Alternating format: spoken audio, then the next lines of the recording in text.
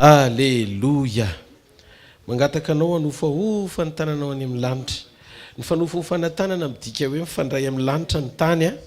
Ary ny anankiray faharoa koa manao kokoa amin'Andriamanitra kely vao maraina miteny hoe misy le raha eo ambony mena voninahitra. Aleloia. Avofany amin'ny lanitra tananao mpitiavana be mihitsiny. Sakafo ny fona hoe tompo isan'ny velona indray andro any. Afaka iona aminao amin'ny alalan'ny teninao. Sakafako anao manokana amin'ny foko mba ho fantsona tsara itoeran'izay teny rehetra petraka ny ambava amin'ny mpanompo izay ampiasainao ety alohana. Tompo, raha tsy pasterany teo dia ololafa na mpiteneninao, tsy dia olombelona loatra Andriamanitra, fa le feonao miteny mihitsy sy manambara ny sitraponao eo amin'ny fiainako ny zava-dehibe amiko. Misaotra ny amin'ny teny vao maraina, misaotra ny amin'ny teny eo amin'ny fotoana izay idiranao koa amin'ny alalan'ny mpanomponao hafa indray. Misaotra amin'ny fotoana rehetra, misaotra ny amin'ny fiainako mbola tsy narenina ny sofiko, fa mbola ataonao mandreny fanambaranao androany maraina, mbola afaka manana fofinaina ahako, azoko iainana, isan'ny velona afaka ifandray aminao, ninninona taky rehetra tia eto androany maraina Andriamanitra, vonina ny andray izay teny rehetra avy aminao. Misaotra ny amin'ny fitehirizanao, misaotra ny amin'ny maraina vaovao, misaotra ny amin'ny herinandro mbola tsy hitany masoko ity, misaotra ny amin'izao fotoana izao, izay fotoana natokanao manokana tsy miverina, fa afahako mandreza feo avy aminao, amin'ny anaran'i Jesosy Kristy avy any Nazareta. Ianao no isaorako sy omeko voninahitra mandrakizay, fa mendrika ianao mpanjakako amin'ny anaran'i Jesosy. Amen. Ndao tsika ity tanana mafy any Tompo dia mangataka anao ahazo toerana. Amen. Mba sina tsikitsiky kely eo amin'ny akavia amin'ny akavana, pitina kely fotsiny kasiposy dia averinangana. Kokoa ety mbas. Alléluia.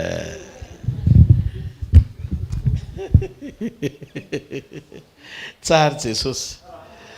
Mba fantatrareo moa fa sarobidy amin'Andriamanitra ny retintsika. Ary arakaraky ny androsoantsika eo amin'ny fanompona azy manomboka amoahan'Andriamanitra tsy kelikely mifanaraka amin'ny etaetantsika ao anaty zavatra sarobidy miafina ao am-pon'Andriamanitra ao antsika. Tsy ny zavatra rehetra ny tonga dia asoan'Andriamanitra indray mandeha daholo, fa mifanaraka amin'ny etaeta androsoan'ny olona manantona azy, ny fomba hisehoan'Andriamanitra amin'ny fiainan'ny olona ihany koa. Ianao zao tonga eto androany maraina, mety misy karazam-pitomborona tian'Andriamanitra hirosoanao bebe kokoa isaky ny andro sy ny fotoana hitenenan'Andriamanitra aminao. Za zao nahita ny Petera tena tsapako mihitsy ny hoe misy etapa, tena misy ny dingana sy ny fitomboana tsy azo elany eo amin'ny fiainana. Profo averiko foana, ny endrika eo tamin'ny 5 taona lasa raha mpitahina amin'ny androany tsy mitovy, mitombo ianao zany. Ohatrany hoe mampimera fa 70 taona ianao dia mbola ronono ihany no haninao, fa misy fotoana efa mitady vetikanina. Azay ny problème ny zanak'Israely, ny mena manam-pitomboana fa niembotra any amin'ny papelika. Ny tena fitombonana tsy izay zavatra mety amin'ny lelanao fa izay mety amin'Andriamanitra amin'izay. Noho izany ny olona rehefa tena mitombo amin'ny ara-panahy dia tsy olona mitady manantona an'Andriamanitra tereny filany hoe zao le tsiro ilaiko, fa miankina amin'ny fiheveran'Andriamanitra. Tia matoa nomen'Andriamanitra, tia le mety amiko avy aminy fa tsy le tiako mba ety amiko omeny ahy. Tenenao akaikinao mila mitombo, manaiky hitombo ho tarihan'Andriamanitra tsara ianao hoe. Ahoana moa ny fanambarana mikasika momba ny fanoharany fanjakan'Andriamanitra rehefa niteny Jesosy. Ary ny fanjakan'ny lanitra dia tahaka ny arinana fenina tany an-tsaha izay hitan'ny olona ka dia nafeniny. Ary noho ny hafaliany dia lasa nandetsika ny varotra ny fananany rehetra dia nividy zany saha zany. Ary koa ny fanjakan'ny lanitra dia tahaka mpandrato anankiray izay nikatsaka vatosoa, ary rehefa nahita vatosoa iray sarobidy izy, na perle io, na ataontsika hoe diamant io, na tsy fantatra émeraude ave sa inona ny anaran'ilay vatosoa, dia lasa mivarotra ny fananany rehetra izy ka nividy azy.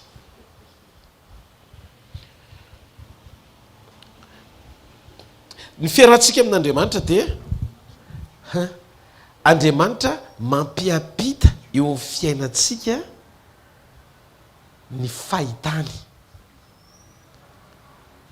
Andriamanitra maika apita eo amin'ny fiainatsika ny fahitany. Na voany eva mantsy ny masony mateza le azo fahalalana ny tsara sy ny ratsy. Ny maso no nitondra azy hitsiriritra tsy zavatra tsy nasain'Andriamanitra hoaniny. Ty izy Andriamanitra rehefa miaraka amiko ahitsy ho maso ifanaraka amin'ny fahitako. Hitanareo matetika any amin'ny tany feno pétrole, feno solika, dia tsy tany mahafinaritra ety ivelany. Ny alalana raha misy pétrole eo ambanin'le tany tsy mahavanin-kazo eo amboniny. Tsy mahavanin-kazo eo ambonin'izay toerana misy pétrole zay. Zany mahatonga amin'ny pétrole any amin'ny désert, any amin'ny tany hainy misy pétrole, fa tsy any amin'ny tany feno alany misy pétrole.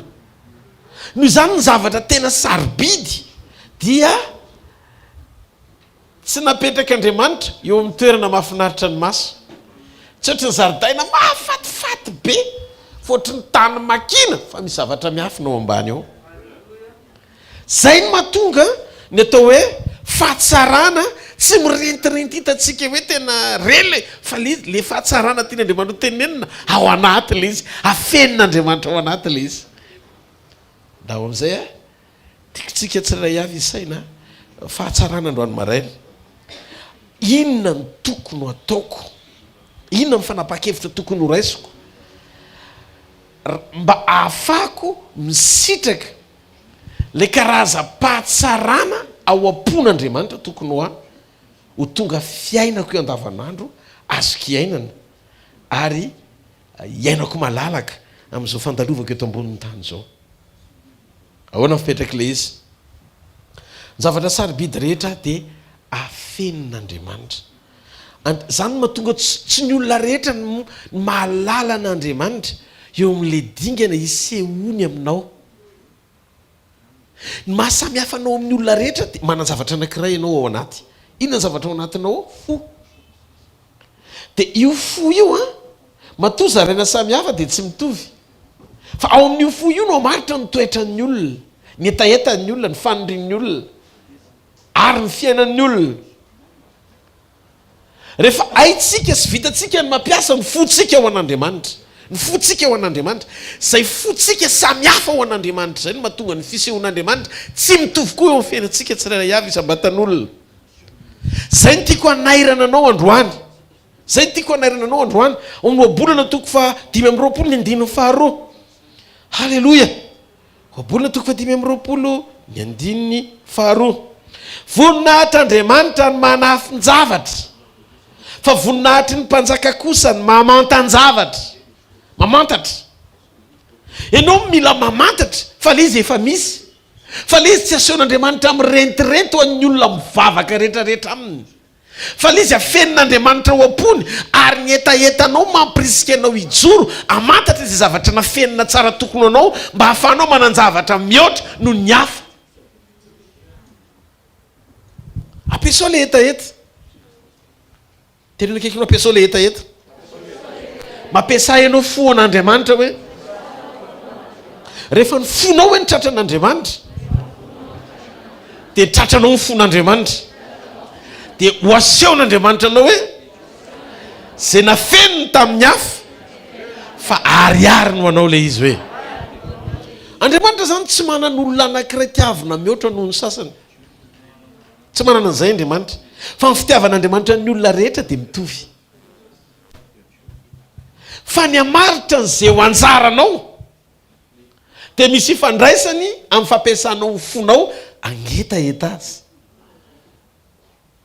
Zao misokatra ny fon'Andriamanitra ho an'ny olona izay mangetaeta azy. Fa voninahitr'Andriamanitra ny manafy ny zavatra.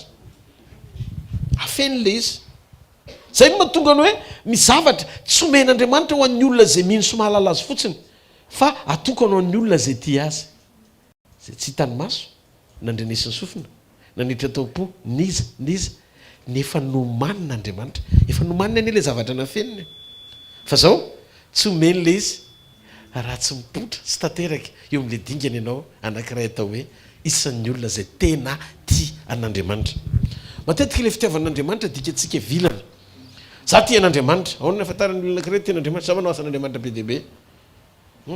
Tsy mety atoro mihitsy amin'ny alina fa mivavaka foana. Ny anankiray koa za tian'Andriamanitra ka. Voafaritra anato baiboly raha tia hainareo dia tandrina ny tenika. Za no voasoratra ka. Izy ihany no miteny hoe ohatran'izao hoe sokajy mpitiava. Le fitiavana zany tsy any amin'le fahafantarantsika za tianazy zanga mahita toro mihitsy raha tsy miresaka aminy. Mitandrina ny teniny aloha ianao za tsy mitandrina. Zay nolazainy hoe zay tia azy dia mitandrina ny teniny. Makatoa an'Andriamanitra ianao. Asokajiana amin'ny endriky ny toetra feno fahatahorana an'Andriamanitra, ny alala ny fitiavanao an'Andriamanitra, manaja an'Andriamanitra, tia an'Andriamanitra. Dia ahoana fipetraka ilay izy? Misy rakitra sosarobidy na fenin'Andriamanitra. Ohatra, eo amin'ilay saha anankiray no namen'Andriamanitra eto, ohatr'izao mifanjakan'Andriamanitra. Zay moa hoe katsao ilay izy, ndikany hoe katsao na fenina ilay izy. Fenao mila mikatsaka. Amin'ny fomba ahoana ny katsako an'ilay fanjakana? Raha nomena ilay fanjakana ao anatinao dia mila mifankahita amin'ny fanjakana ianao. Ahoana ny fakahitako amin'ny fanjakana na fenina io? Toy ny arena sarobidy anankiray na fenina tao anatin'ny saha. Dia lasa ilay olona namaritra amin'ny fananany rehetra. Dikany hoe mamaritra amin'ny fananany rehetra manova amin'ny fomba fijeriny. Fa inona moa no mahatonga ny olona manango-mpananana mba tianan-javatra tsara? Hipetraka amina trano tsara tarehy, ny zaridaina ohatra ny edena, ny sakafo zay tetoalina ao an-trano, zany le hitany maso. Mahafinaritra mahita karazana fiara be dia be, ohatra ny etsy tokontany komina io mbany io. Dia mijery dia hoe tsara tarehy be zany toeran'izany. Alleloia! Fa sisy ny ten'Andriamanitra namaritra ny fananany rehetra dia mividy an'ilay saha. Io saha io tsy voatery ho saha mahafinaritra, fa ao ambanin'io saha io misy diamant, na misy koa pétrole, na misy koa volamena. Dia zao ny olona rehetra mijery an'ilay olona nahita ny fanjakan'Andriamanitra sy ny asarobidy an'ilay fanjakana, vidy an'ilay saha ratsiratsy, fa tsy noentin'ilay vision mitovy amin'izao tontolo izao hoe mividy toerana mahafinaritra be. Ohatran'ny hoe samy manam-bola ny adala sy ny endry. Fa le endry, le tena endry ny vidy toerana nisy pétrole, fa namaritra ny fananany rehetra. Fa le adala mividy an'ilay fananana rehetra fa nafoy an'ilay saha. Atao inona koa io saha io na avarotra any azy? Fa alao mividy an'ilay tsara tarehy, mahafinaritra ny maso. Ny fahendren'Andriamanitra dia tsy tafatoetra eo amin'ny fiainan'ny olona tia mandeha sy taria ny fahafinaretan'ny maso.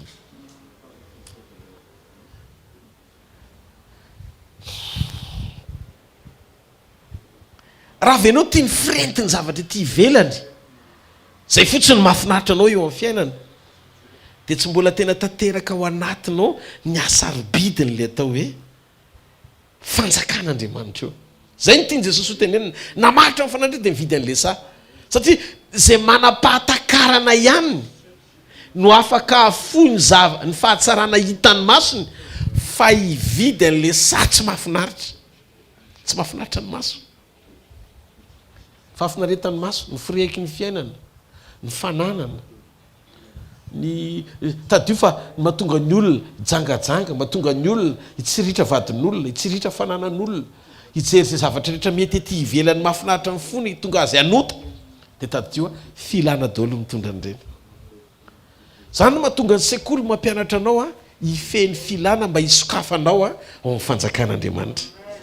Satria raha mbola tanteraka eo amin'ny filana ny olona anankiray, dia sarotra ho an'izay olona izay ny tena iombona amin'Andriamanitra. Ndasa hoetiko lalindalina tsika ao anatin'ny sekolim-paman'olona, mino aho fa ivandray ny olana manaraka. Amen. Nataon'Andriamanitra tsika toy ny mpanjaka. Mpanjaka kosa izy mamantan-javatra, zany hoe misy hoe noblesse oblige io izy ny vazaha moa fiantsoana azy. Ohatrany hoe ianao zany rehefa manana toe-tsaina mpanjaka, satria zanak'Andriamanitra ianao, mpanjaka ny endrayntsika. Dia zao ny visiona mpanjaka tsy mitovy amin'ny fisainan'ny olona tsotra. Mpanjaka tia mamantatra ny zava-dalina ao ambadiky ny tranga anankiray. Zay no mahatonga azy nampitoerin'Andriamanitra eo amin'ny toeram-panapahana. tsy mitovy eny ny olona nomena fahefana sy ny tendrena hanapaka tsy mitovy.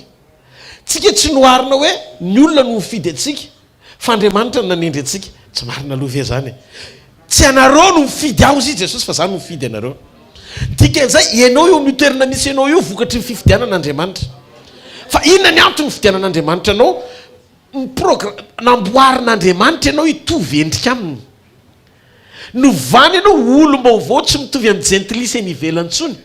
Anana amin'ny fomba fisainany sy ny fomba fijeriny.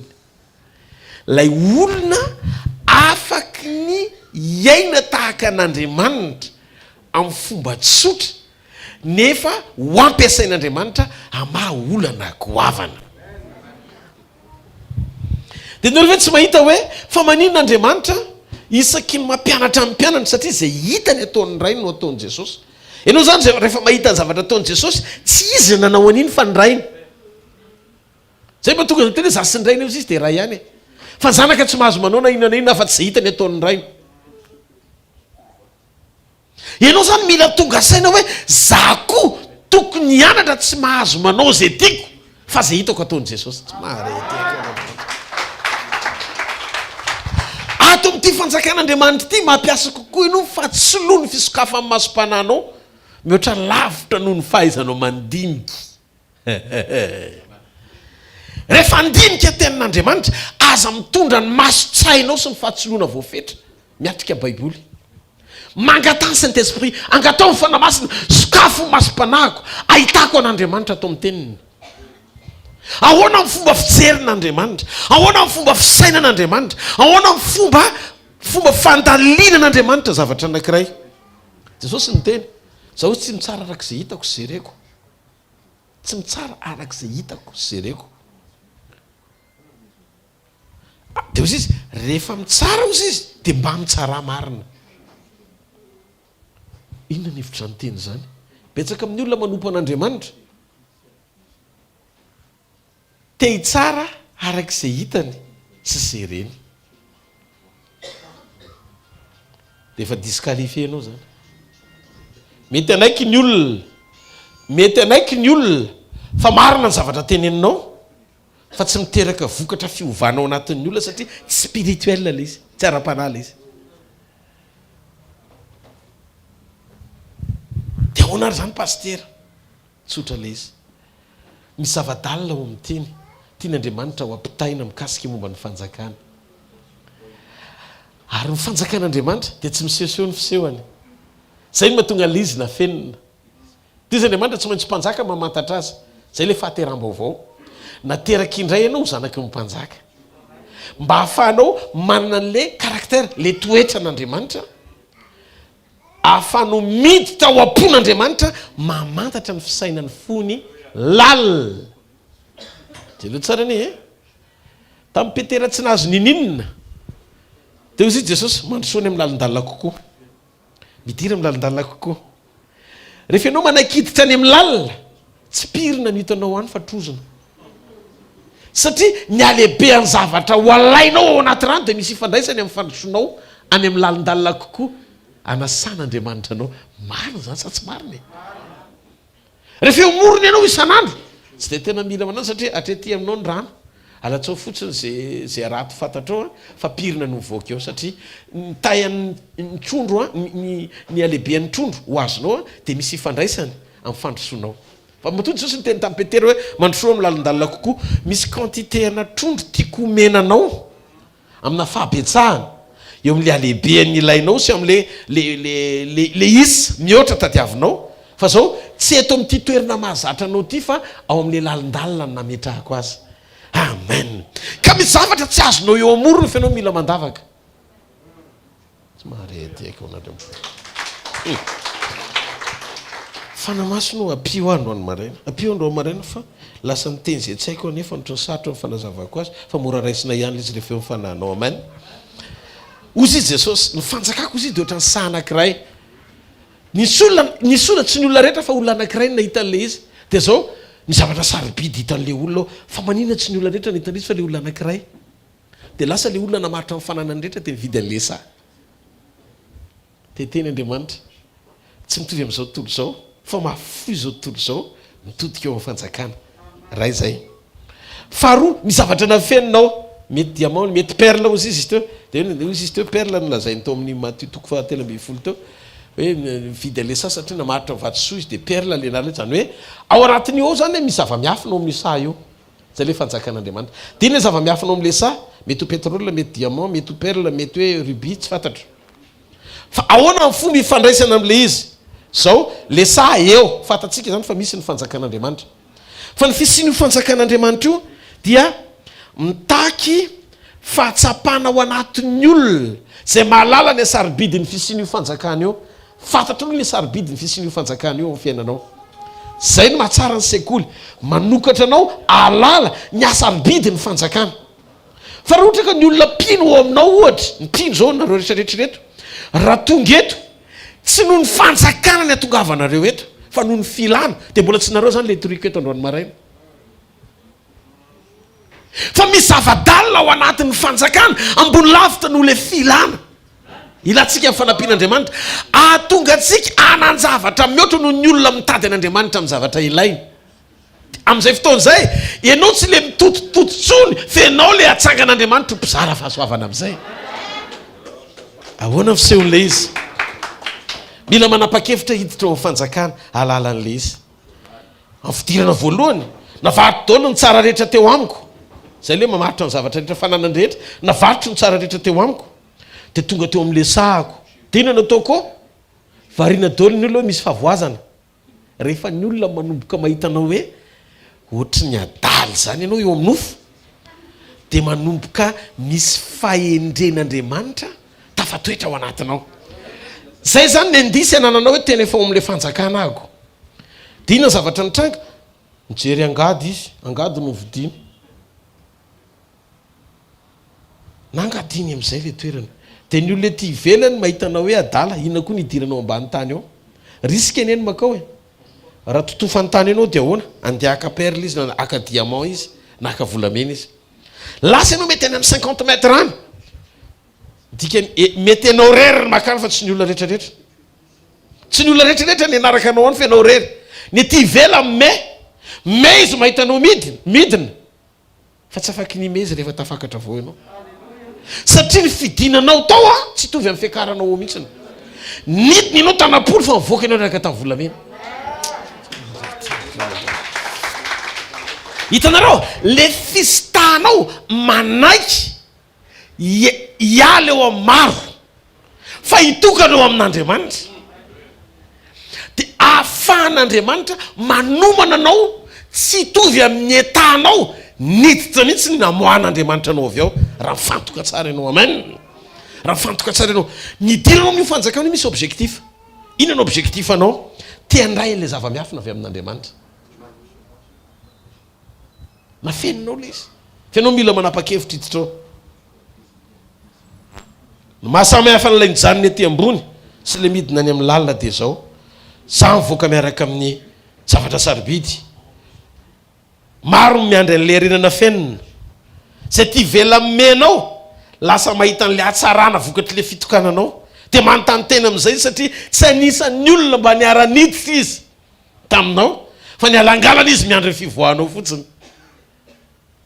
Risque eny miditra ao e mety totofany tany ao ianao mety misy zavatra rehetrarehetra te ohatr'izay mihitsy le izy ny fitsarany olona ty ivelany inona koa no ale ao tsy mahita atao sy ny sisa fa zay fahadalany zay le fahadalany zay ny fanekenao a ho isan'ny olona iombona amin'Andriamanitra. Zavatra rehetra ty ivelany de tsara fa tsy sarobidy, zavatra rehetra ty ivelany mahafinaritra fa tsy misy valeurany. Mety tsara tare be ny fiaranao, mety tsara tare be ny tranonao, mety tsara tare fa diamant ohatra niny fotsiny de sarobidy mihoatra lavitra mety hoe amina rivony an'izay zavatra nafoinao ny asarobidiny zavatra nomanin'Andriamanitra ao anao.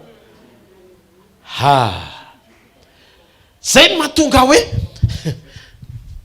militsika mahay mametraka lanja sy asarobidy ny zavatra efa nataon'Andriamanitra ho ambony sy mihoatra noho ny zavatra ila itsika. Ary io no mahatonga ny devolo manodikodina ny sain'ny olona magnotikodina ny sain'ny olona atonga ny olona ho ampahoriany filany fa tsy saotra an'Andriamanitra ny zavatra efa vitany. Aveliko le lesinao omaly. Lesinao omaly ny problème na menarana nanaikitra ny zanak'Israely poziny efa tafiditra fa tsy menarana roasina. Rehefa nanaikitra menarana dia lasa izy aza miezaka mandroaka menarana fa le poziny efa tafiditra. Ny olana ny vana tsy fanasitranana fa famelomana ny olana ra-pahafatesana vana fiainana lasa ny tian'Andriamanitra verina. No zany rehefa nanaikitra menarana ny dikan'izay tsy maintsy maty. Fa zao tsy any amin'ny menarana tsony no fifantohana fa any amin'Andriamanitra amin'izay. Zay ny sariako ny saintsika andaotsika hifantoka amin'ny Jesosy. Hijery ireo zavatra sarobidy efa vitany, omeo lanja le izy, omeo lanja amin'ny famonjena, azono ny fiainana mandrakizay. Tsy maharety akao an'Andriamanitra. Halleluja.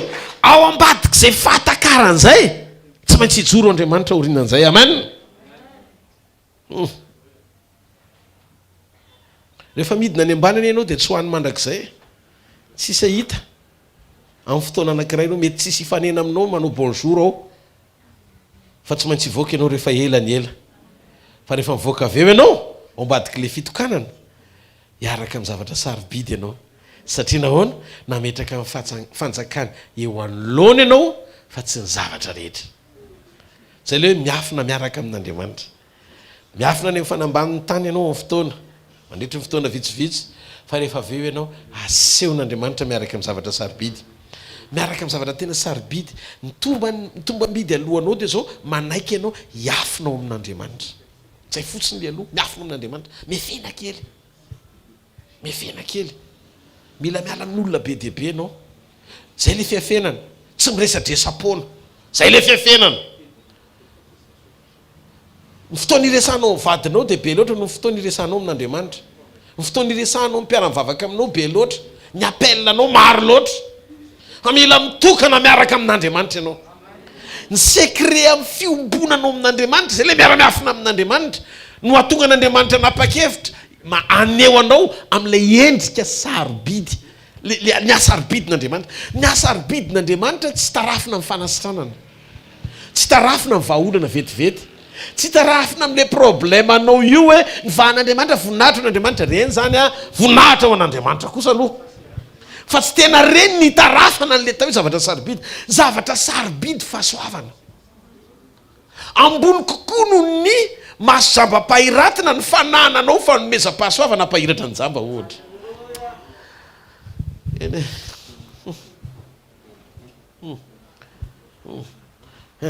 Misy foana ny zavatra sarobidy eo amin'Andriamanitra. Fa ny fanekenao hiafina miaraka amin'Andriamanitra no tonga an'Andriamanitra napa-kevitra aneo anao fa miaraka aminao izy. Zay rehefa zay ny zavatra mitranga dia tsy maintsy aneo anao midingana sarobidy. Zareo fa hoe namaritra amin'ny fananany rehetra. Zany hoe tsy voafatotry ny ariana tsony le foko. Toetra koa le izy. Zany hoe tsy voafatotry ny abetsahany zavatra nananao ianao na mifafinaretany hita maso. Tsy voafatotra. Mety anananao le izy fa tsy mamatotra anao le izy. Zakanao le izy fa tsy tonga anao irery eo manan-javatra maro ianao. Ohatra hoe mitovy ihany ny fijery anao na misy zavatra na tsisy zavatra. Satria ny valeur anao tsy miankina amin'ny zavatra.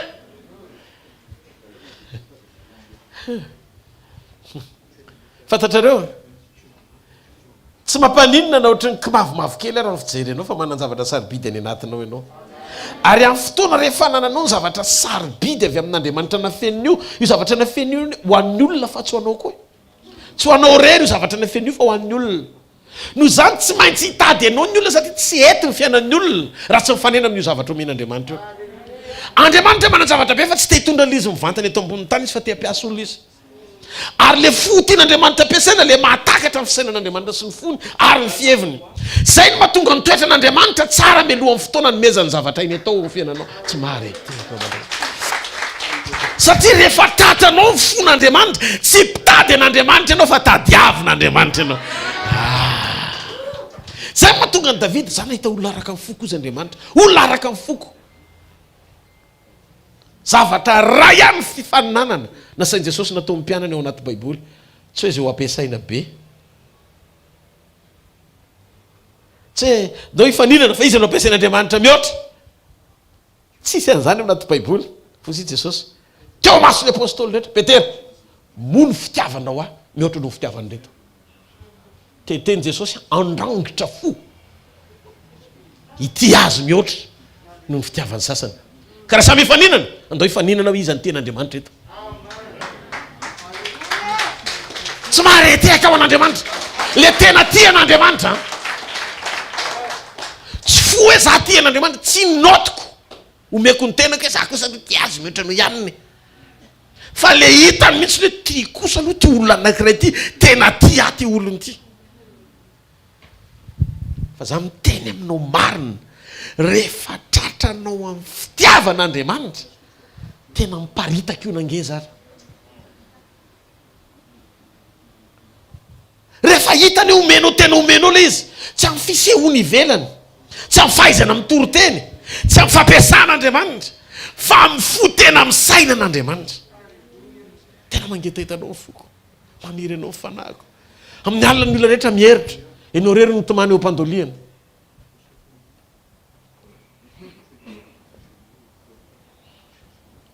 halleloia halleloia teo izy jesosy zay mahafony ainy no ny amiko no azo an'le izy fa zay tia monjo ny ainy no avery azy de ndao ndreny tsy kisainy vao manomboka tonga eo am'le dingana anankiray ianao hoe manana ny tokony ho anao iny natao amin'ny fonao voalohany tena eo amin'ny olona ianao fa tafavoaka toetsaina manitra zany te-panahy feno fahantrana velona be mihitsy zany hoe teseho ianao hoe tafavoaka satria ela loatra ianao ny tsy tafavoaka io mihitsy ny saikena tonga anao tsy tafavoaka nefa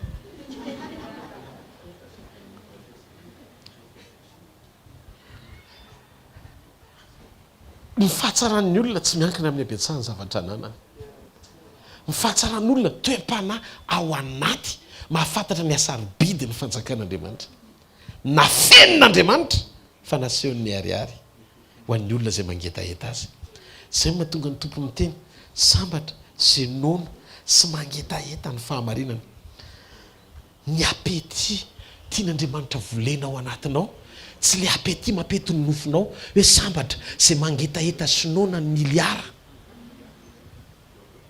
fozy andriamanitra zay nona sy mangetaheta fahamarinana toe-panaraka an'andriamanitra apety vaovao ny tiako volena ao anatinao apety mametraka ny sakafo avy amin'andriamanitra efa nampitoeriny ao anatinao atao hoe toe-panaraka an'andriamanitra mangetaheta fahamasinana mangetaheta fahamarinana mangetaheta toe-pitiavana an'andriamanitra lalina mangetaheta fa rehefa manomboka mangetaheta no ny tombo amin'ny toe-panaraka an'andriamanitra ao anaty manomboka mijoro andriamanitra hoe wow vokiso izy dikany hoe vokisana afapo rehefa voky ianao dia afapo ka ny fahafapo na fenina ho an'ny olona mangetaheta zavatra hafa akoatr'izay zavatra andrasan'andriamanitra hampangetaheta azy ina ny anjarantsika androany maraina dia mivany olana voleo le etaeta na fahafampo mifanaraka amin'izay andrasan'andriamanitra aminao ohatra mambafaka raha mbola ohatr'izay raha tsy ohatr'izay zao nefa tana fa mbola tsy ohatr'izay ianao vao misy olona manamanana keliny ianao dia mialina ianao hoe mbola lavitra ny afo ny kitay mbola tsy antsika fona fa misy mijery be mihitsy dia hovaiko le tononkira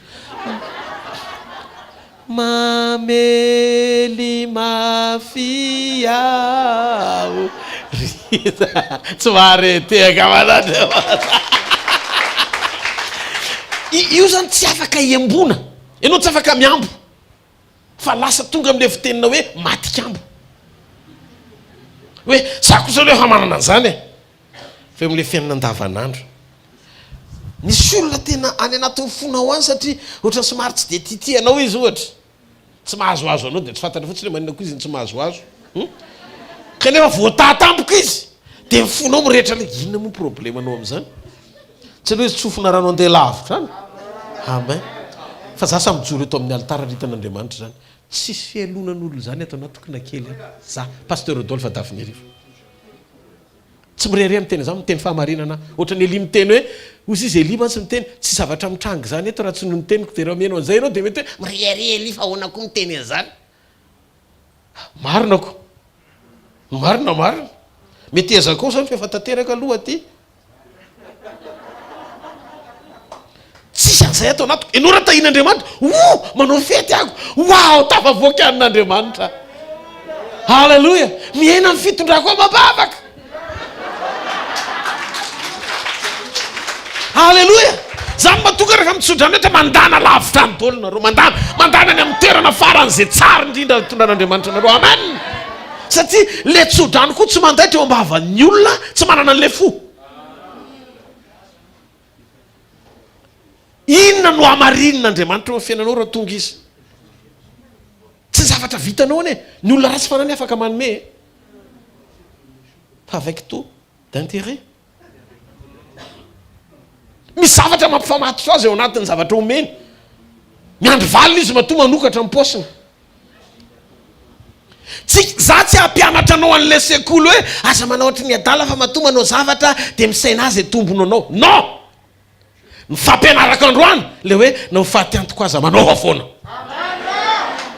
zay ny tena rary le atao anaty baiboly zay le atao anaty baiboly ka betsaka mamafina ny fanjakan'Andriamanitra azy ohatra ny vidy varitra ihany zany hoe le toetsainjentilisa navadika evanjelika fotsiny fa tsy mahafeno le fepetra ny tena fitiavana tian'Andriamanitra ho zarainy fa ny tena fitiavana zay mahafony ainy ho andralany ny ambony drindrina tolotr' Jesosy noho izany manana patron ngeza be aho eto lehibe manokatra ny vavako ary maneo zava-miafina izy ny amin'le tena fiainana miaraka aminy Jesosy Kristy avy any Nazareta tsy afaka hampianatra anao ny zavatra metimety aminao fa tsy voatery apety anao nefa tena apety tsy andeha lavitra amin'ny fiainanao rehefa manaiky ianao ny akato sy andray izay teny avy aminy tsy maretehaka ho an'Andriamanitra io sa io tsy mahafinaritra sa tsy misy trano tsisy fiara tsisy endriny tsy zaridaina tsara tare novidiana lafo mihitsy namarotana amin'ny fananana rehetra mety raha tsy endrika io sa io ety ivelany mety dezera mihitsy fa petrolina be ny eo ambany ny antony misy zavatra hitan'ilay olona tsy hitanao ao matoa mividy an'io izy ka nahafony fananany rehetra le fahatsarany hitanao amin'le olona le karazan'olona ohatr'izao korotanahitra gazon le tsara tare aminao zany lazany hoe inona kory tony korotanahitra tony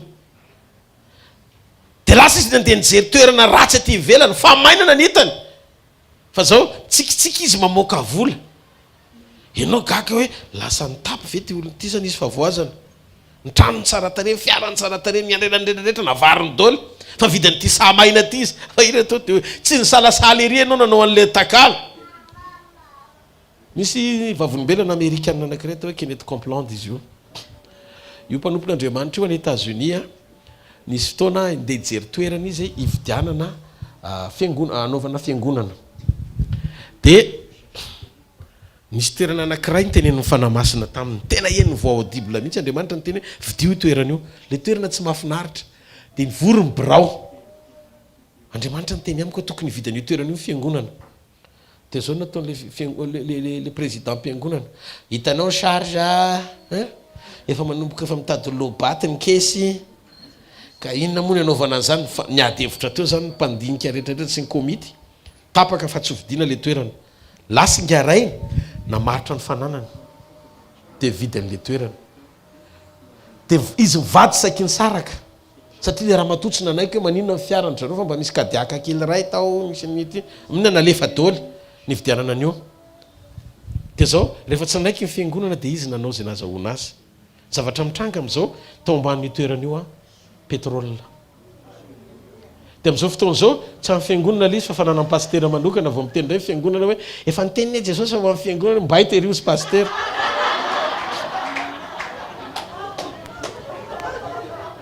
tonga de niasorony zareo teo zany tery mba hitery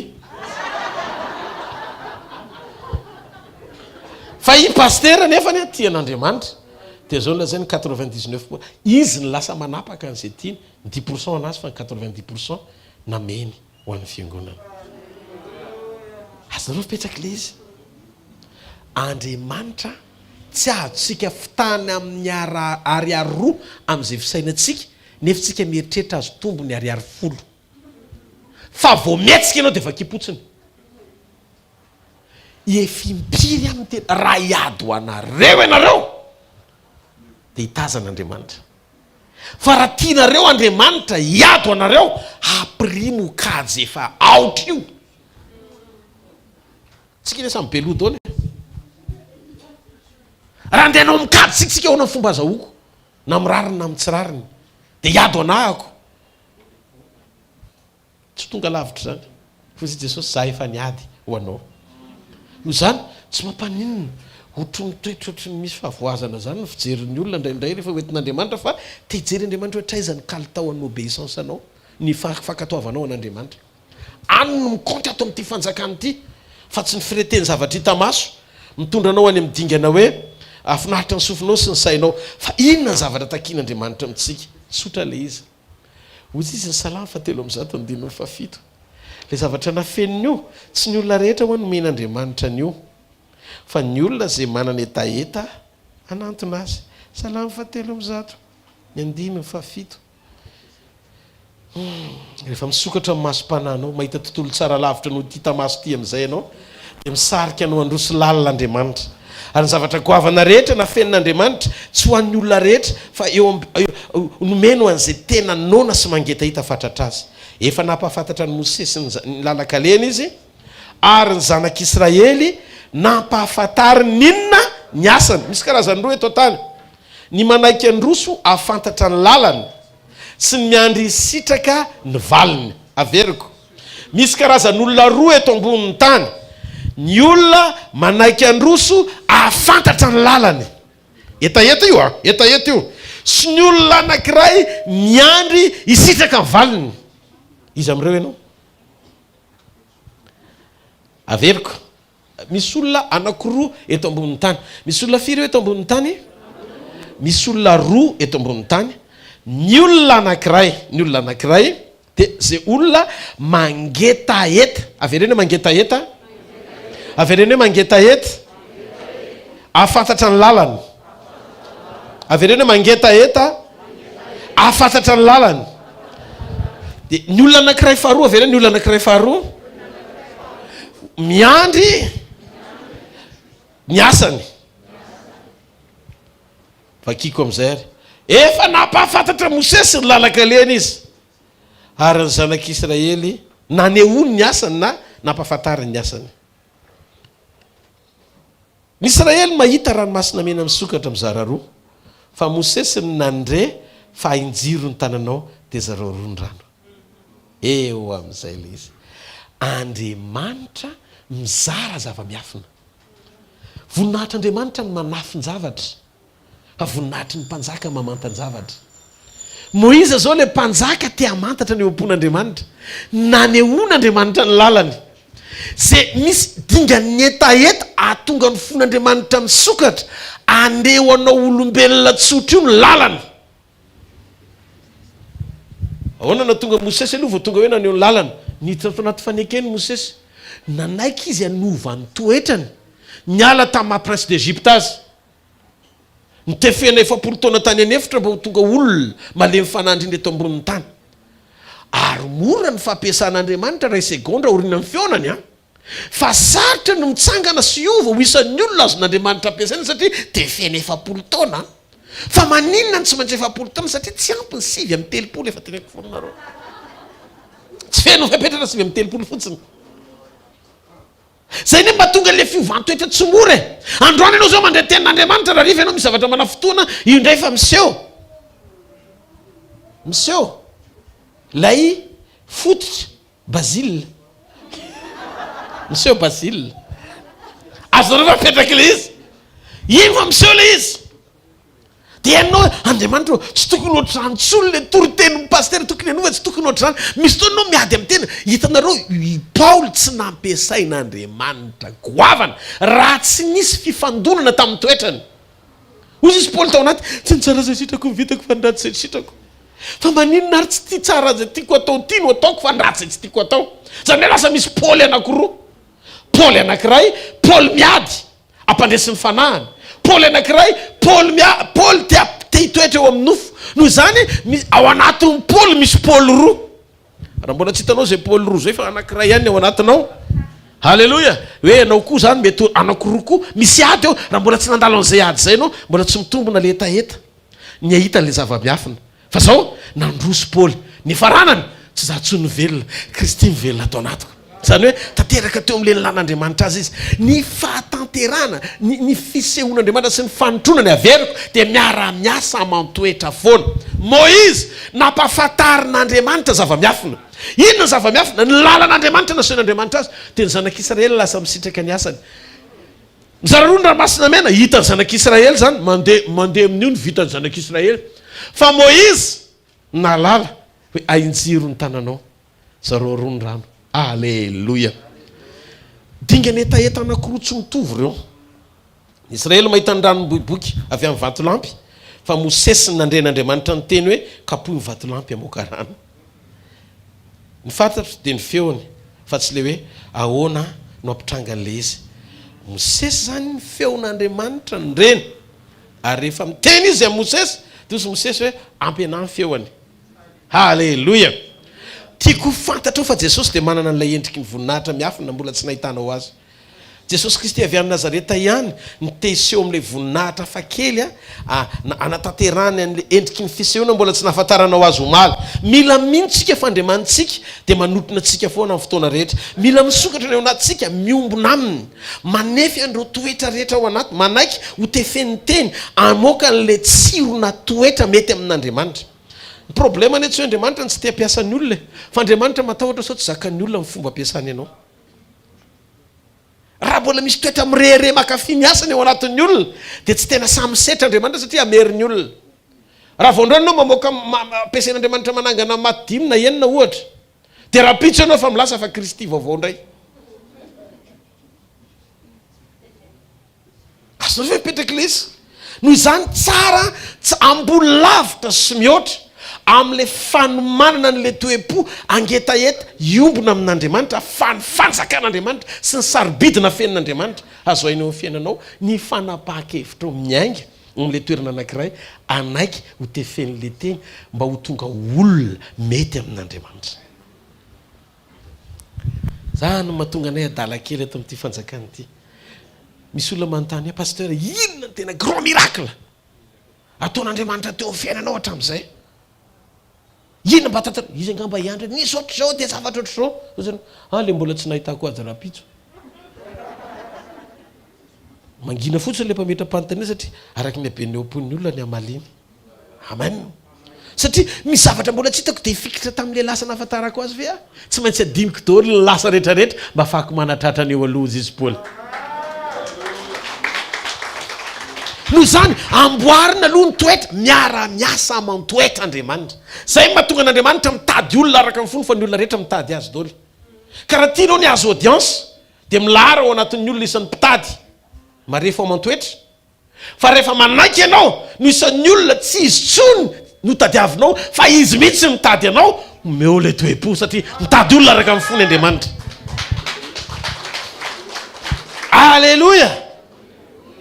Manana fona seteta ohatrany hoe tena aneo an'le zavatra andrasan'Andriamanitra manaiky iaina amin'ny fahalemem-panahy manaiky iaina sy aneo amin'ny fitiavana n'Andriamanitra marina.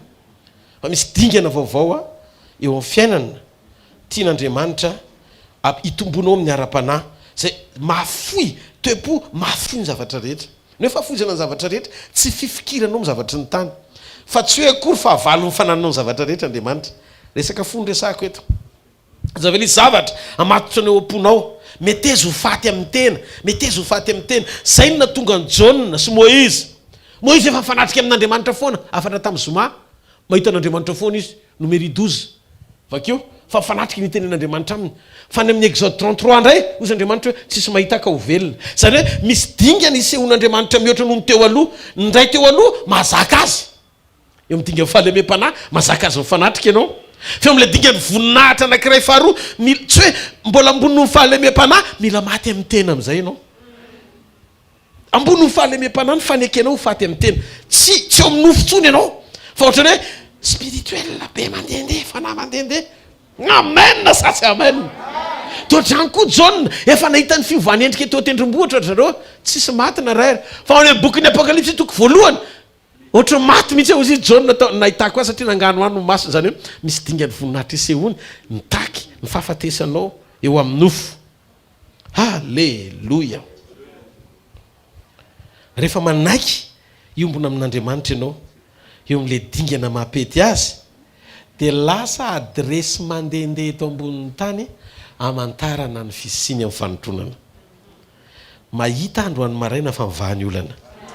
Ifakahita amin'Andriamanitra ianao eo na amin'ny Tompo ianao. Andriamanitra tsy azontsika ferana amin'ny saintsaintsika fa mihoatra noho izany izy. Mila mianatra tsika mametraka an'Andriamanitra hiasa eo amin'ny toerana mahandriamanitra azy. Izy mila mintsika fa vita ny zavatra rehetra. Menary ianao manome fotoana, mahafoy fotoana, mahafoy andro, tanjaka, fiaina, fahalalana, saina ho an'Andriamanitra. Manetretena androso ho an'Andriamanitra. Aloavo ny vidiny ahafano misitraka ny raha pitso tsara miaraka aminy. Mila tonga amin'ny toerana anankiray tsika manadino zavatra rehetra eo ampahitantsika an'Andriamanitra. Mbola lavitra ny toerana misy atsika raha toa tsika tsy manaiky fa mijanona eo amin'le fomba hijerevan'ny olona azy ihany. Jeren'Andriamanitra tahaka ny fomba fijeriny rehetra ihany, mitady azo mitovy amin'ny fijeriny rehetra ihany. Tsy mandroso amin'ny hafanana tsara fa eo amin'le mapetipety. Fa militsika tsy tonga tsy ho isan'ny olona tery amin'ny filan-javatra fa manaiky ho faty amin'ny tena mba hafan'Andriamanitra misongadiny eo amin'ny fiainantsika. Misy dingany voninahitra nitaky ny fahafatesanao eo amin'ny nofo. Ndikany hoe fahafatesa tsy velona raha nofo tsony ianao fa ao amin'ny nofo ianao fa ny fanano mibahana. Mila manaiky ianao andoha vidiny mitady voninahitra goavana ahafahan'ilay voninahitra goavana mahazo aina ao anatsika. Ny fahasoavana dia manasanao hiditra ny amin'ny dingana vaovao tian'Andriamanitra isehoana amin'ny voninahiny. Ny fahasoavan'Andriamanitra ao amin'ny fahasoavantsika ny manovo ny zavatra rehetra. Ny fahasoavan'Andriamanitra ao amin'ny Kristy dia fahafenoana. Jaune toko voalohany 5:12 fa tao amin'ny fahafenoan'ny fahasoavana andraisantsika fahasoavana manampy fahasoavana. Ka ny fahasoavana dia tadio tsy le mana milatsaka ny ivelany fa ianao mila mivoaka ny camp ny tsipona azy sy mandroaka azy. Ny manany tsy tao an-trano fa tany ivelany. Noho izany rehefa tonga maraina amin'ny fotoana mana fo azy ianao dia andana tsipony le izy fa aza miandry an'le mana hiditra ao an-tranonao fa ampy an'Andriamanitra nandatsaka azy ny ivelany. Misy fanapahan-kevitra tokony ala ao anatin'ny lehilahy hivoaka hitsipona an'le fahavonana ao amin'Andriamanitra. Halleloia. Misy fotoantsika mitady misy fotoana Jesosy lasa miova hatrany fomba fivavaka ao. Ahoana le fomba fivavaka miova? Raha jerentsika ny Matthieu 7:20 ao kaiky eo ihany. Matthieu 7:20. Halleloia. Ny 5:4 dia zao nangataka tamindreo mba mamela azy anendry na dia sombotra biavin-dambany ihany azy ko na iza ny manendry dia ho sitrana avokoa. Ny olona rehetra rehefa tonga dia inona mivavaka le olona sitranao Andriamanitra. Lamody be tamin'izany hoe ribarity hoe ahiratra indray tonga dia problème no entiny eo amin'Andriamanitra. Zay ny prièrany. Marina sa tsy marina? Fa rehefa nisy vehivavy anankiray nanana fahatakarana sy révélation hoe izy afaka manendry an'Andriamanitra le tsy dranadritra ny 12 taona dia nanomboka hatreo ny sokatra mason'ny olona be dia be hoe manendry azy fotsiny kay dia vita fa tsy mila mitaraina ao anatin'ny aretina. Tsy marety eka ao an'Andriamanitra. Dia hitanareo teto ny ova ny approche. Ny fahafahanao manantona an'Andriamanitra mihitsy ny ova teto. Satria misy révélation vaovao. Le révélation tsy hoe kory vaovao le révélation fa le révélation fomba tian'Andriamanitra isehoana amin'izay amin'ny fanotronany. Eto le fanotronana no resantsika. Tsy miresaka hoe olona be ositra be dia izy koa nikasehantsika menakavy eto. Tsy lamba mpitandrina le izy ary tsy mosoaran'ny bishop sy ny apôtra fa présence. Ahoana miseho an'izay pasteur? Tonga eto ianao tsy miaraka amin'ny fo anankiray manoatra mangiry firy zany Andriamanitra ny alony atongavako ao tena vo hita pasteur odona fotsy fa izy mananositra fanasitrana be. Miova zay fomba fijery zay amin'ny anaran'i Jesosy. Fa inona ny atongavanao eo? Lasa miova satria nandray ny révélation mpanotronana. Dia ahoana ny révélation mpanotronana? Tsy ny fijerevanao mpanompo ampiasain'Andriamanitra tsony hitarainanao zay manjoanao. Fa ianao tonga eo amin'ny fanatrehan'Andriamanitra miaraka mivavaka anankiray hoe rehefa tonga eo dia hikasika an'Andriamanitra. vavaka ikasika an'Andriamanitra fa tsy vavaka mitaraina mba ho kasian'Andriamanitra. Hitanareo na ny fomba fiainana ra na ny fomba fiainana za isika lasa mametraka ny asarobidi ny fisino amin'ny fiainantsika mihoatra lavitra no ny fananantsika fahatakarana fa vita ny mamazy problemantsika. Zay ty zavatra mitrangy ty ary nangataka tamindreo ny prière mihitsy ny lasa niova raha miteny frantsay io raha dika ohatrany hoe vavaka mihitsy le izy dikany raha hoe lasa ohatrany hoe vavaka tamin'ny Jesosy reo mba azo ikasika azy. Eto tsy misy tsony hoe jamba mona manao fa tonga dia vakibalina amin'ny fanasitrana izay mikasika sitrana daoly. Ohatrany hoe misy zavatra tiako ampitaina le izy fa asa nazonareo na tsy azonareo le zavatra tiako zaraina. Ndasony zavatra anankiray voalohany dia zao hafa le hoe ianao tonga eo dia mitaraina tompo ny ahiratra indray dia mijery masinao izy dia izy iny hoe mety fa manina ary zany zavatra ny hatramin'izay tsy mba navoaka an'Andriamanitra mihitsiny hoe efa firy taona tao Jerusalema izy mandehandeha mandra-peona tamin'ilay vehivavy nararina handritry 12 taona fa le vehivavy nararina handritry 12 taona zao ny nataony tao an-tranony lano ny fananany rehetra lano ny volany rehetra zay vao niona tamin'ny fanjakan'Andriamanitra izy. Tiany tompo aseo natakatra ny vehivavy io hoe ny asarbidy ny fanjakan'Andriamanitra mihoatra no ny fanana ny zavatra rehetra. Dia ozy izy za zao ohatrany izany niomakomana efa marary izy amin'io efa faible eo am-pandriana fa nandady sikisaka aza misy risika be zany ohatrany le miditra andavaka ihany raha ho voaoson'ny olona satria efa tsy mahatsangana antsony raha fanina sy miakarapaka tapaka eny an-dalana satria be loatra ny olona fa nandady izy izy eo baiboly mandra-patonga teo amin'i Jesosy satria niomana izy tany an-trano vao niraisy ny akanjo Jesosy tonga dia litra ny loharanona retina dia nitodika Jesosy misy hery miala amiko zany. Io hery io zany na eo ary Jesosy sy active satria be dia be no mikasika azy tsy zeritra mikasika ny mahazo fa le raha matoa nahatakatra sy niomana mialohan'ny fotoana inganany an-trano ikasika an'i Jesosy tsy eny aloha akory fa aoriana. Zany hoe ny hery zany na ny aloha na aoriana mety dôly.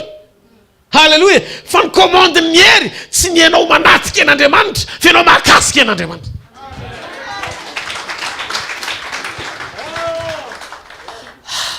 Ianao mahakasika an'Andriamanitra mampiasa ny fo ho an'Andriamanitra mampiasa ny fo ho an'Andriamanitra. Halleloja.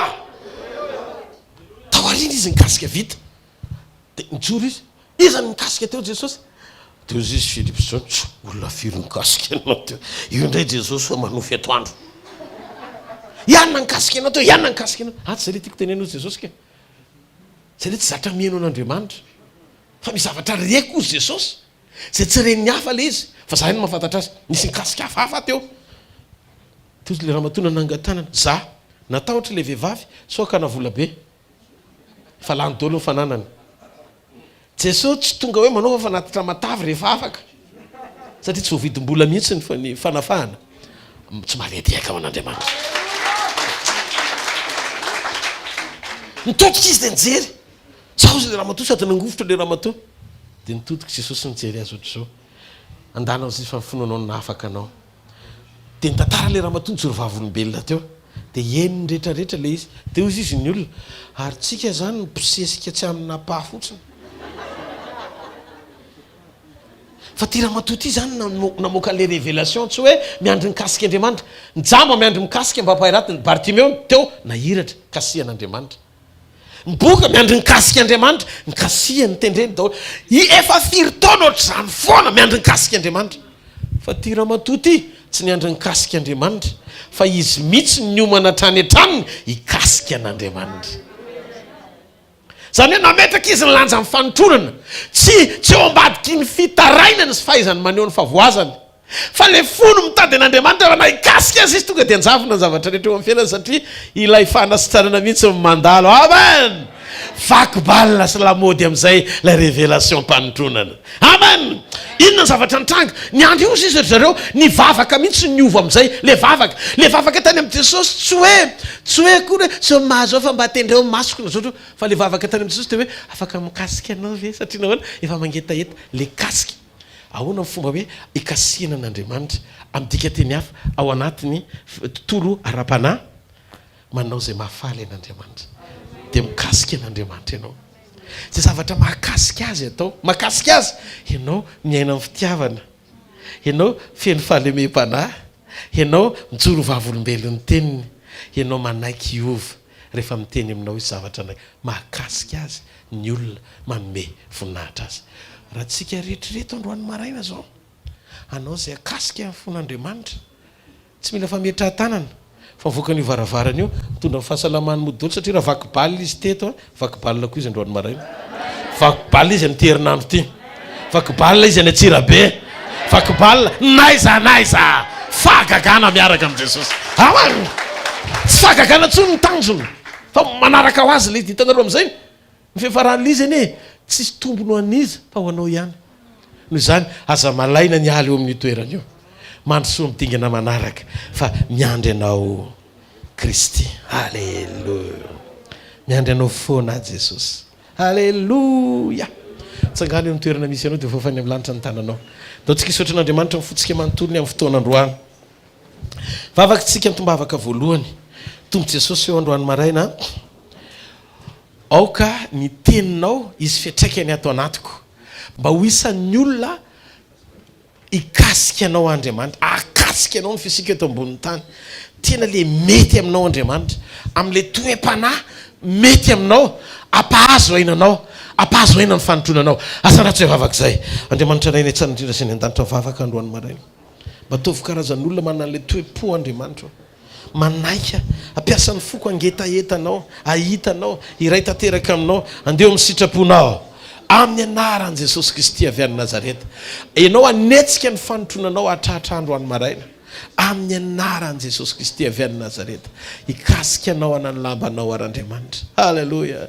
Satria ao anatin'ny fitokanako Andriamanitra, ao anatin'ny fandiniako lalina Andriamanitra, dia misy tanana tiako hitsotra avy-tsapa fa tena tia ary misaina isan'andro isan'andro, makasitraka ny amin'ny fitiavana Jesosy io. Amen. Faharoa, vavaka faharoa itsika mambavaka, vavaka tsika ho andrally de miracle ny Atsirabe ny sabotsy sy alahady ho avy zao, mba ho be dia be ny olona voakasika Andriamanitra iverina ao ambali indray, mba maro ny rehetra ho an'i Jesosy sy verina amin'ny fampianarana marina, mba ho tanteraka ny fijoroan'Andriamanitra amin'ny fampianarana tsisy kilema, ho tafiditra ho pon'ny olona ka tonga ny olona anankiray ho tena karazan'olona mety amin'Andriamanitra. Andaontsika tompo zay rehetra nandray ny teny, flyers, ny zavatra rehetra zay natao tany mba ho tonga ao amin'ny toerana io, andray nikasika Andriamanitra sy ny fanovana avy amin'ny anaran'i Jesosy. Asandratsy hoe vavaka izay, fanahy aina tena ray masina amin'ny anaran'i Jesosy Kristy avy any Nazareta. Aoka ho feno ny fipetra-panehoana ny voninahitra ao Atsirabe Andriamanitra, ny amin'ny fikasihana fon'olona tena iverina aminao tanteraka, asivy olona Andriamanitra tena mahatsapa tena iombona aminao, iray tanteraka aminao, hiasa amin'ny fananao masina amin'ny anaran'i Jesosy Kristy avy any Nazareta, mba tsy ho diso ny fotoam-pampakarana Atsirabe Andriamanitra, fa mba ho kiondalana iombonan'ny olona hifankahitany tanteraka amin'ny fanomanana ny fiverenanao ane zao ralido miracle zao Andriamanitra. Indrindra koa ny ao amin'ny ain'ny olona zay maratra, ny andro fiainan'ny olona victime Andriamanitra, ny amin'ny asany devoly, mba ho afahany izy ireo Andriamanitra. Aoka tompo ny olona rehetra ny Atsirabe ihany koa, mba handray ny fanasitanany, mba handray ny fanafahany, mba handray sy hifankahita amin'ny voninahitra ao, ho amin'ny tanjona iombonana izy ireo, sy ahitany sy alalany fa velona mpanavitra azy amin'ny anara maherin'i Jesosy Kristy, velona masina manan-kely avy any Nazareta. Amen. Vavaka tsika anankiray fahatelo ho anao manokana. Tompo, feno ianao ny fiainako, feno ianao ny fiainako, ataovy mifankahita aminao za sy ny ankonako isan'andro, ataovy tena le fantsona tsara, satria ampiasa ny foko angetaetanao lalina manomboka androany, dia tiako io ankonako ho isan'ny ankonana vanginao, tadiavinao, tianao, tondrambavaka ny ankonanao. Andriamanitra raiko amin'ny anaran'i Jesosy. Vavaka androany maraina, mba ho ankonana tahinao ny ankonako Andriamanitra, atsapa ny fisianao eo amin'ny fiainako, ho ambony sy mihoatra noho ny zavatra rehetra. Aoka ny ankonako ho ankonana voata Andriamanitra, ho ankonana tena ampy fifandraisana aminao, ho ampy firaisana tanteraka aminao. Aoka ny ankonako tsisy overina ray ary, fa ankonana voatahiry tanteraka, tena ankonana tena tianao indrindra, hitopahazany masonao sy ny fonao, masarotiny sy masari-piaro anao eo ambany fiarovanao, amin'ny anara maherin'i Jesosy Kristy avy any Nazareta. Amen. Amin'ny anaran'i Jesosy, ndaontsika ity tanana mafy be ho an'Andriamanitra. Zao tena fanatitra kely vetivety tsika ho an'ny tompo. Amen. Tsara Andriamanitra, efa tafomantsika ao anatin'ny fanomanana 90% ny fanomanana ho anatsira be. Amen. Zavatra tsy kelikely no atao hoany fa zavatra ngeza be satria an'Andriamanitra ny asa. Amen. No zany ny fototra io asa io tsy le hoe tsara be ny estrady na mamiratra be le toerana na tsara be ny décoration reny ambokambony fotsiny fa ny tena zavatra sarobidy tiako hanao anatsika an'io fotoana io loalika amin'ny forotra ho amin'ny fataterahany sitrapon'Andriamanitra ho anatsira be. Mila vavaka tsika. Amen. Vavao anay. Amen. Eto mbavaka fa tsisy mahay tsisy olona anankiray mahay manao na inona zany. Tsisy olona anankiray ka tena hiavaka be fa ino voaositra be na ohatr'izao. Non. Jesosy Kristy ny fototry ny asa rehetrarehetra. Ary izy mamango ny fon'ny olona zay tiany vangina sy mikasika ny fiainan'ny olona zay tiany kasihana. Fa ianao ataovy mahazo aina tsara ao anatin'ny vavaka fa ny 99% any asany dia ny lohalika ao amin'ny forotra. Ny 1% fotsiny zay mba mety mitazotazona kely micro ery dia mihira dia manao an'izao ery dia manana fa ianao io ao an-trano forotra ao amin'ny fataterazany asa zany no anisan'ny tena mandray anjara ngeza be indrindra. Azadino ny intercession. Tena manira ny ilana mambavaka foana mba ahafahany fahasoavan'Andriamanitra mipaka amin'ny fiainan'ny hafa. Mahafantatra anao tia monjy ny hafa amin'ny alalanao Andriamanitra fa miandry ny fitsoroanao izy amina fahatsapana ny asarobidiny zany avy aminy. No mijoro vavaka mangataka amin'Andriamanitra dia n'Andriamanitra ny ambiny. Amen. Satsy amen. Zadino fotoana antsika rapitso fotoana ny Sekoly mpanambinan-tsosy fitahim-panahy atsika irana pasteur Jora Beaja mitiafa mafy be ao an'Andriamanitra. Vao mijoro eto fotsiny zany lehilahy zany dia hitanao hoe zay matoky an' Jehova. Alleluia. Zay mpamaky salamo rehetra mahafantatra an'izany. Amen. Metraka ny teny ao ambava ny Andriamanitra. Amen. Ny zomariva ihany koa ao amin'ny trampokon'olona analakely manomboka amin'ny 4 ka hatramin'ny 9 sy ny sabotsy maraina ny fandraisana amin'ny fanasan'ny tompo. Atsira be akaiky. Amen. Aza mieritreritra ianao hoe vita fandraisana dia tsy tonga ny atsira be rehefa avy eo miaraka antsika. Amen. Amin'ny anaran'i Jesosy manomana tsara fotsiny saina mampanahy iombona amin'ny tompo ao anatin'izay fa vita mifanatitra itsangantsika hanofo fantanantsika isotra n'Andriamanitra amin'ny fototsika manontolo. Makasitraka ny amin'ny fotoana androany Andriamanitra misotra ny amin'ny teny amin'ny fanairana mampandrosana hoe mandrakariva amin'ny sitraponao. Makasitraka tompo androany ny amin'ny fahasoavanao zay miasa mahery, ny amin'ny fahatsaranao zay miditra tsehatra, ny amin'ny fampatsihivanao anay ny zavatra tsara sy andrasanao aminay na mitoe-panahy na mitoe-po na mifandrosoana amin'ny lafim-piainanay ray manontolo. Tsy hainanay anganongano fa le tena mety aminao satria zao fotoana sy kiondalana farany mialohan'ny fiverenanao anairanao anay iray tanteraka aminao. Makasitraka tompony amin'izany manao rery mifankasitrana mandrakizay amin'ny anaran'i Jesosy. Amen. Itanareo ny Jehova ka heronareo ampamirapiratra ny tavany aminareo ny Jehova ka midra fo aminareo anandratra ny tavany aminareo ny Jehova ka amenareo fiadanana amin'ny anaran'ny Ray sy ny Zanaka ary ny fanahy masina. Ndao tsika ity tanana mafy eo an'Andriamanitra. Halleluja. Zara fahasoavantsika amin'ny fotsika manontolo tenenina akaikinao hoe fahasoavan'Andriamanitra no maty izao fa ny fahasoavan'Andriamanitra no maty izao anareo. Amen. Zao afarana kely izy zao nolazaiko aminao hoe Jesosy tsy fantatra na rehefa avy eo na amin'ny atoandro na amin'ny hariva na ho amin'ny alina na ho amin'ny mamanton'alina na maraina be no hiverina. Ianao hoe mila mitoetra amin'ny fahatokiana fotsiny fa miaraka aminao izy, manotrona anao izy, manakaiky anao izy, apakatra anao izy. Halleluja. Samy hotahin'Andriamanitra daholo.